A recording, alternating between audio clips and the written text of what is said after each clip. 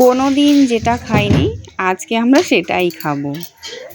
তোমরা অনেকেই বলো যে পাঙ্গাস মাছ ভাজার সময় নাকি গায়ে ছেটে, তো আমার কিন্তু কখনো গায়ে ছেটে না। আমি এইভাবেই রান্না করি, মানে তেলের মধ্যে যদি তুমি একটু হলুদ ফেলে দিতে পারো বা একটু নুন ফেলে দিতে পারো তাহলে কিন্তু আর গায়ে কখনোই ছিটবে না। তো এইভাবে তোমরা যদি রান্না করো তাহলে একটা ভালো একটা মানে আইডিয়া যে মানে তেলটা ছিটবে না গায়ে। আগে রবিবারের জন্য কত অপেক্ষা করতাম যে কবে রবিবার আসবে রবিবার আসবে। এখন সত্যি বিশেষ করে রবিবার আসলে আমার একদম ভালো লাগে না। রবিবার আসলে মানে রবিবার সারাদিন কাজ করতে করতে চলে যায় এই রবিবারের দিনটা। তো সব কিছু আমি রেডি করে নিয়েছি, এগুলো রান্না করবো। এখনও স্নান হয়নি আমার, তারপরে আবার খাওয়া দাওয়া আছে, বেলা হয়ে যায় কত। তো তোমরা বন্ধুরা সাথে থাকো আমার এই ব্লগ ভিডিওগুলো দেখতে থাকো। নমস্কার বন্ধুরা, তোমাদের সাথে গল্প করতে করতে আজকে রান্নাঘরের রান্নাটাও আমি সেরে নেব।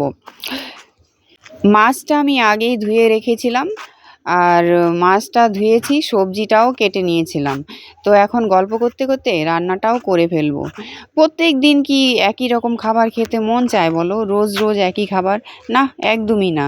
আমাদের জিহ্বাটা তো নতুন নতুন কিছু চায়, তাই না? যে মাছটা আমি আজকে বানাচ্ছি এই মাছটা জানো তো আমরা কখনোই খাই না, কখনোই কোনো সময় এই মাছ আমি রান্নাও করিনি। আজকে আমি প্রথম এই মাছটা রান্না করছি।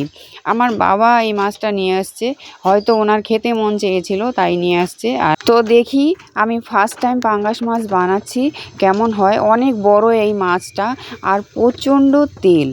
যারা খুব তৈলাক্ত মাছ খেতে পছন্দ করে তাদের জন্য কিন্তু এই মাছটা খুব বেস্ট। পাঙ্গাস মাছ, বোয়াল মাছ এইগুলো মাছের মধ্যে প্রচুর তেল থাকে। আর সব থেকে মজার বিষয় হলো এই মাছ আনলে পরে কেউ রান্না করে আসতে চায় না, কারণ এই মাছ নাকি গায়ে ছেটে। যে কোনো আঁশ ছাড়া মাছই ছিটে। আর এখন তো দেখি বেশিরভাগ এমনি মাছও, আঁশওয়ালা মাছও গায়ে ছিটে। আমি অনেক মাছ দেখেছি, কাতল মাছ, রুই মাছ, এগুলো মাছ ভাজার সময়ও দেখি গায়ে ছিটে। যখন স্কুলে পড়তাম তখন রবিবারের জন্য অপেক্ষা করে বসে থাকতাম, কবে রবিবারটা আসবে, একটা ছুটির দিন কাটাবো, তারপর ঘুরবো, মানে এরকম একটা ব্যাপার ছিল। আর এখন রবিবার মানে সদা ব্যস্ত, সারাদিন কর্ম, বাস এইভাবেই দিন কেটে যায়। আর বাচ্চা নিয়ে তো কথাই নেই, বাচ্চা হওয়ার পরে তো আরও সময় পাই না।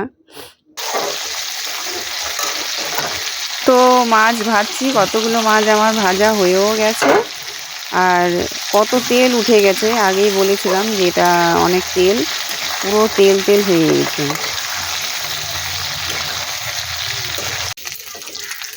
এইগুলো সবই কিন্তু মাছের তেল। এই তেল দিয়েই আজকে আমি রান্না করব। আমি তরকারিটাও রান্না করব প্লাস ভাজা করব এই তেলটা দিয়ে।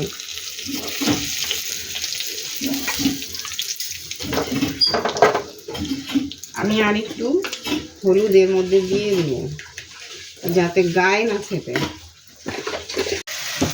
তো করলা ভাজা আমার হয়ে গেছে, আর এইদিকে আমি ভাজাও বসিয়ে দিয়েছি। এখন আমার তরকারি হতে বাকি, কত কিছু আরও রান্না করব বন্ধুরা।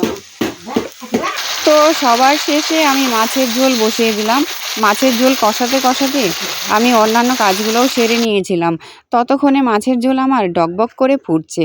দেখো তো কেমন হয়েছে বন্ধুরা। আমার ভিডিওটি তোমাদের কেমন লাগলো কমেন্টে সবাই অবশ্যই জানাবে। যারা ইউটিউব থেকে দেখছো তারা আমার চ্যানেলটাকে সাবস্ক্রাইব করে দিও, আর যারা ফেসবুক থেকে দেখছো তারা আমার চ্যানেলটাকে ফলো করে দিও। তো বন্ধুরা, কে কোথা থেকে ভিডিওটি দেখছো কমেন্টে অবশ্যই জানাবে। আর কেমন হয়েছে আমার এই প্রথমবার মাছের ঝোল, পাঙ্গাস মাছের ঝোল প্রথমবার রান্না করেছি, কেমন হয়েছে সেটা কমেন্টে অবশ্যই জানাবে। সবাই ভালো থাকো, সুস্থ থাকো, দেখা হবে নেক্সট ভিডিওতে। Thanks for watching, tata.